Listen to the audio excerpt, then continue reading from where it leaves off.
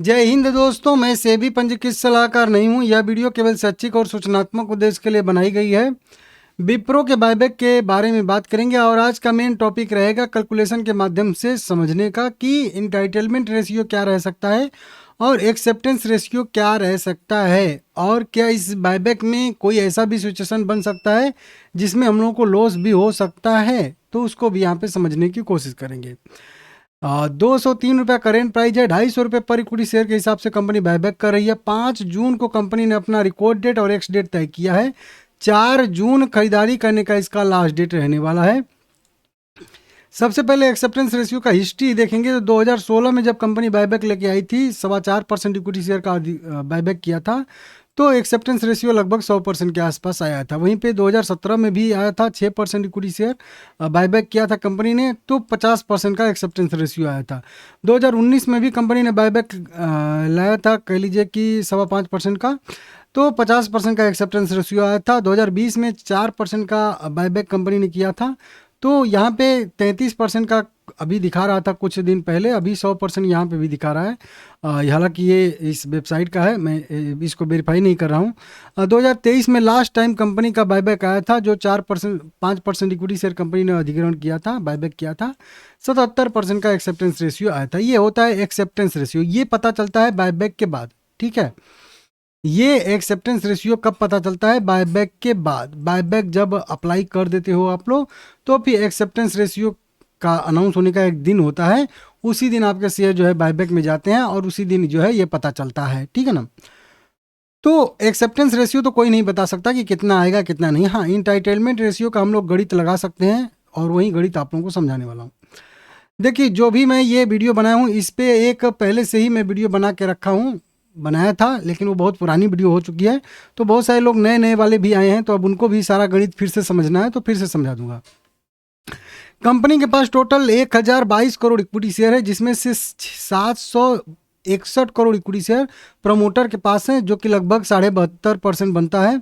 और उसके बाद 250 या 260 crore equity share public category में आता है, जिसमें FII, DII, म्यूचुअल फंड सब आ जाते हैं। इसमें अलग अलग करके देखना पड़ेगा।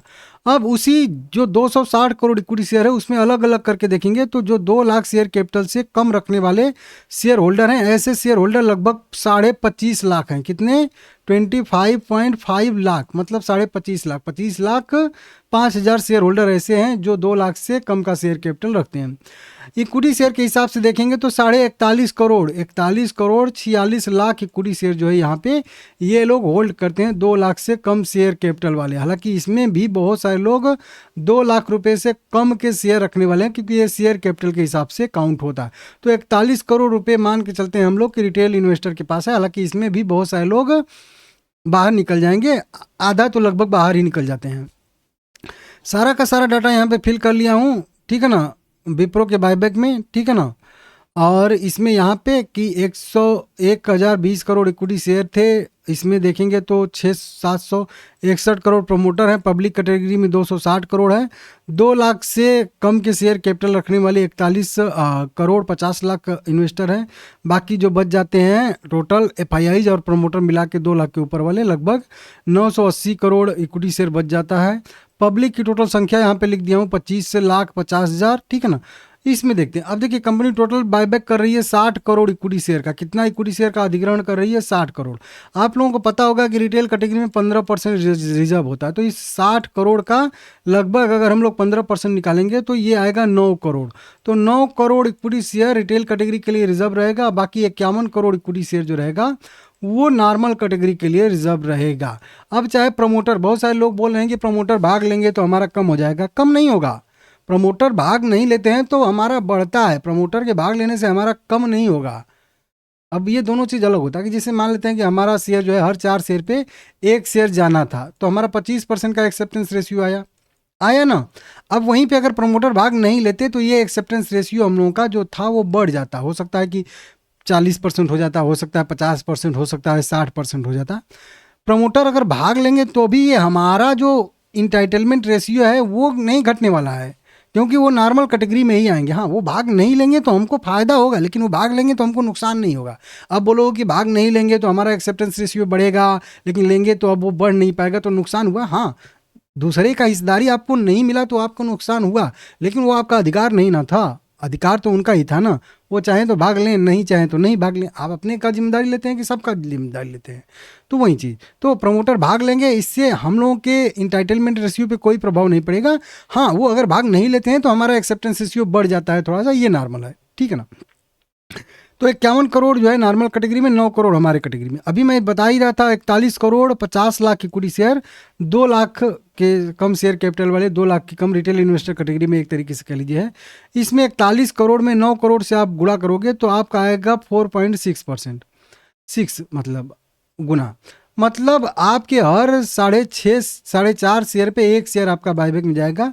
इसको परसेंटेज वाइज देखेंगे तो लगभग 21% का यह जो है इंटाइटलमेंट रेशियो दिखाता है। इसका मतलब सीधा सीधा हुआ कि हर 5 शेयर के बदले में एक शेयर आपका इंटाइटलमेंट रेशियो अभी के हिसाब से है। लेकिन वहीं बता रहा हूँ कि ये जो 41 करोड़ का नंबर है, 41 करोड़ 50 लाख का, इसमें भी बहुत सारे लोग 2 लाख रुपए के ऊपर का जो है इक्विटी शेयर होल्ड करते हैं, क्योंकि ये शेयर कैपिटल के हिसाब से कैलकुलेट किया गया है।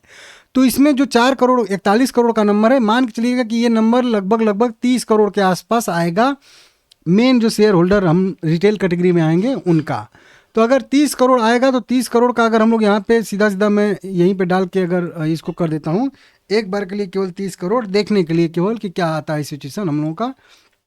तो 30 करोड़ अगर हम लोग यहाँ पे डाल रहे हैं तो ये आ रहा है 3.4, मतलब 3 का आ रहा है, तो मतलब मान के चलिए हर 3 शेयर के बदले में एक शेयर, तो आ जाएगा हम लोगों का 33%। और ये मेरे हिसाब से 35%, मान के चलिए 35% जो रहेगा ये इंटाइटलमेंट रेशियो हम लोगों का एग्जैक्ट ये तो रहेगा ही रहेगा। मतलब इतना तो इंटाइटलमेंट रेशियो हम लोग का अधिकार है, प्रमोटर भाग लें ना लें, सब के सब अप्लाई कर दें, कोई अप्लाई ना करे वो अलग मैटर है। हमारे कैटेगरी में भी सब लोग अप्लाई कर दें, उससे हम लोगों को मतलब ही नहीं है। इंटाइटलमेंट रेशियो का मतलब ही होता है उतना तो आपका अधिकार है, उतना तो जाएगा ही जाएगा, चाहे दुनिया इधर की उधर हो जाए। तो हर 3 शेयर के बदले में एक शेयर, मान के चलिए अनुमानी भी यही है, ठीक है ना, लेकिन लगभग इसको कन्फर्म मान के चलिए कि आप लोग कि हर 3 शेयर में से एक शेयर तो आपका बायबैक में इंटाइटलमेंट रेशियो रहेगा ही रहेगा, जाएगा ही जाएगा। बच गया 2 शेयर। अब उन 2 शेयर में से जितना कम से कम ये 30 करोड़ जो हमारा रहेंगे रिटेल इन्वेस्टर, अब वो रिटेल इन्वेस्टर में से भी सभी लोग अप्लाई करेंगे कि आधा अप्लाई करेंगे कि आधा से भी आधा अप्लाई करेंगे, उस पर डिपेंड करता है कि और आपका कितना एक्सेप्टेंस रेशियो बढ़ेगा। तो देखिए 33% का तो मैं मान के चला हूँ कि इंटाइटलमेंट रेशियो हम लोगों का रहेगा ही रहेगा। बहुत सारे लोग अप्लाई करते ही नहीं हैं, तो 50% के आसपास का तो हम लोगों का इंटाइटलमेंट रेशियो या एक्सेप्टेंस रेशियो आ सकता है, ऐसी संभावना है। मुझे पर्सनल जो फील हो रहा है 50% का तो मिनिमम इसमें जो है एक्सेप्टेंस रेशियो आ ही जाना चाहिए, क्योंकि 30-33% का जो भी इंटाइटलमेंट रेशियो रहता है उसका लगभग डबल जो है एक्सेप्टेंस रेशियो आ जाता है, क्योंकि आधे लोग लगभग अप्लाई नहीं कर पाते हैं या नहीं करते हैं, ठीक है ना।